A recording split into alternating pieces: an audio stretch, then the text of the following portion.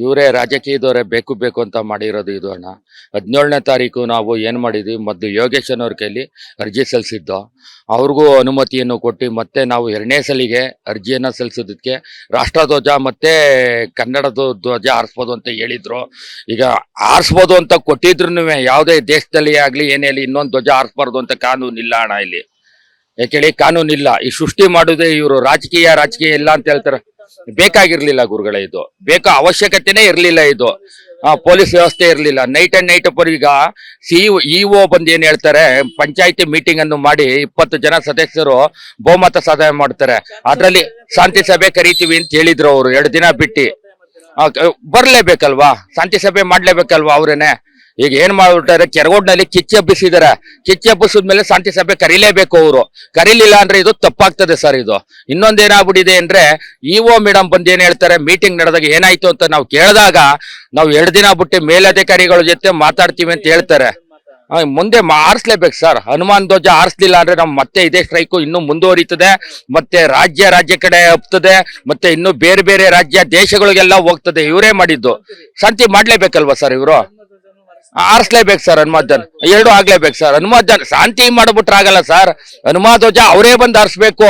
ಈಗ ನಾವೇನು ಅವರೇ ನಮ್ಮನ್ನ ಕೆರಗೋಡು ಬರಬೇಡಿ ರಾಜಕೀಯ ಇಲ್ಲ ಅಂತ ಹೇಳ್ತಾರ. ರಾಜಕೀಯ ಇಲ್ದೆ ಹೋದ್ಮೇಲೆ ಇದಕ್ಕಿದ್ದಂಗೆ ಪೊಲೀಸ್ ಪ್ರೊಡಕ್ಷನ್ ಹೆಂಗ್ ಬರುತ್ತೆ ಹೇಳುದು? ಒಬ್ಬ ವ್ಯಕ್ತಿ ಕೊಟ್ಟಿರಕ್ಕೆ ಕಂಪ್ಲೇಂಟ್ ಇರಬೇಕು. ಕಂಪ್ಲೇಂಟ್ ಇಲ್ಲ.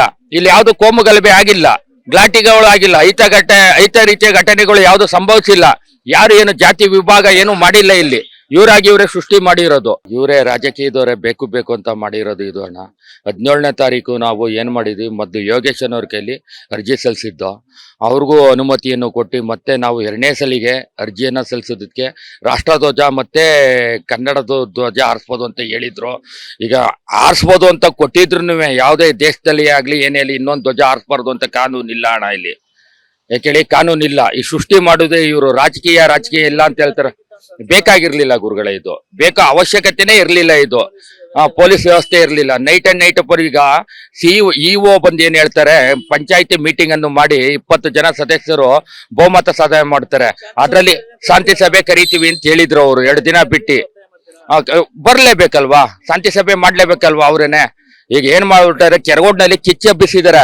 ಕಿಚ್ಚಿ ಹಬ್ಬಿಸಿದ್ಮೇಲೆ ಶಾಂತಿ ಸಭೆ ಕರೀಲೇಬೇಕು. ಅವರು ಕರೀಲಿಲ್ಲ ಅಂದ್ರೆ ಇದು ತಪ್ಪಾಗ್ತದೆ ಸರ್. ಇದು ಇನ್ನೊಂದೇನಾಗ್ಬಿಟ್ಟಿದೆ ಅಂದ್ರೆ, ಇಒ ಮೇಡಮ್ ಬಂದು ಏನ್ ಹೇಳ್ತಾರೆ, ಮೀಟಿಂಗ್ ನಡೆದಾಗ ಏನಾಯ್ತು ಅಂತ ನಾವು ಕೇಳಿದಾಗ, ನಾವು 2 ದಿನ ಬಿಟ್ಟು ಮೇಲಧಿಕಾರಿಗಳ ಜೊತೆ ಮಾತಾಡ್ತೀವಿ ಅಂತ ಹೇಳ್ತಾರೆ. ಮುಂದೆ ಆರಿಸ್ಲೇಬೇಕು ಸರ್. ಹನುಮಾನ್ ಧ್ವಜ ಆರಿಸ್ಲಿಲ್ಲ ಅಂದ್ರೆ ನಮ್ ಮತ್ತೆ ಇದೇ ಸ್ಟ್ರೈಕು ಇನ್ನೂ ಮುಂದುವರಿತದೆ. ಮತ್ತೆ ರಾಜ್ಯ ಕಡೆ ಹಬ್ತದೆ. ಮತ್ತೆ ಇನ್ನು ಬೇರೆ ಬೇರೆ ರಾಜ್ಯ ದೇಶಗಳಿಗೆಲ್ಲ ಹೋಗ್ತದೆ. ಇವರೇ ಮಾಡಿದ್ದು. ಶಾಂತಿ ಮಾಡ್ಲೇಬೇಕಲ್ವಾ ಸರ್ ಇವರು? ಆರಿಸ್ಲೇಬೇಕು ಸರ್. ಹನುಮಾನ್ ಎರಡು ಆಗ್ಲೇಬೇಕು ಸರ್. ಹನುಮಾನ್ ಶಾಂತಿ ಮಾಡ್ಬಿಟ್ರೆ ಆಗಲ್ಲ ಸರ್. ಹನುಮಾನ್ ಧ್ವಜ ಅವರೇ ಬಂದು ಆರಿಸ್ಬೇಕು. ಈಗ ನಾವೇನು ಅವರೇ ನಮ್ಮನ್ನ ಕೆರಗೋಡು ಬರಬೇಡಿ ರಾಜಕೀಯ ಇಲ್ಲ ಅಂತ ಹೇಳ್ತಾರ. ರಾಜಕೀಯ ಇಲ್ದೆ ಹೋದ್ಮೇಲೆ ಇದಕ್ಕಿದ್ದಂಗೆ ಪೊಲೀಸ್ ಪ್ರೊಡಕ್ಷನ್ ಹೆಂಗ್ ಬರುತ್ತೆ ಹೇಳುದು? ಒಬ್ಬ ವ್ಯಕ್ತಿ ಕೊಟ್ಟಿರಕ್ಕೆ ಕಂಪ್ಲೇಂಟ್ ಇರಬೇಕು. ಕಂಪ್ಲೇಂಟ್ ಇಲ್ಲ. ಇಲ್ಲಿ ಯಾವ್ದು ಕೋಮು ಗಲಭೆ ಆಗಿಲ್ಲ, ಗ್ಲಾಟಿಗಳು ಆಗಿಲ್ಲ, ಐತ ರೀತಿಯ ಘಟನೆಗಳು ಯಾವ್ದು ಸಂಭವಿಸಿಲ್ಲ. ಯಾರು ಏನು ಜಾತಿ ವಿಭಾಗ ಏನು ಮಾಡಿಲ್ಲ. ಇಲ್ಲಿ ಇವರೇ ಸೃಷ್ಟಿ ಮಾಡಿರೋದು. ಅನುಕ್ಷಣದ ಸುದ್ದಿಗಳಿಗಾಗಿ ವಿಸ್ತಾರ ನ್ಯೂಸ್ ಯೂಟ್ಯೂಬ್ ಚಾನೆಲ್ ಸಬ್ಸ್ಕ್ರೈಬ್ ಮಾಡಿ. ಹೊಸ ಸುದ್ದಿಗಳ ನೋಟಿಫಿಕೇಶನ್ಗಾಗಿ ಬೆಲ್ ಐಕಾನ್ ಕ್ಲಿಕ್ ಮಾಡಿ. ಲೇಟೆಸ್ಟ್ ಅಪ್ಡೇಟ್ಸ್ಗಾಗಿ www.vistaranews.com ವೆಬ್ಸೈಟ್ಗೆ ವಿಸಿಟ್ ಮಾಡಿ. ಅಂಗೈಯಲ್ಲೇ ಜಗತ್ತಿನ ಸುದ್ದಿ ತಿಳಿಯಲು ವಿಸ್ತಾರ ನ್ಯೂಸ್ ಕನ್ನಡ ಆಪ್ ಡೌನ್ಲೋಡ್ ಮಾಡಿ.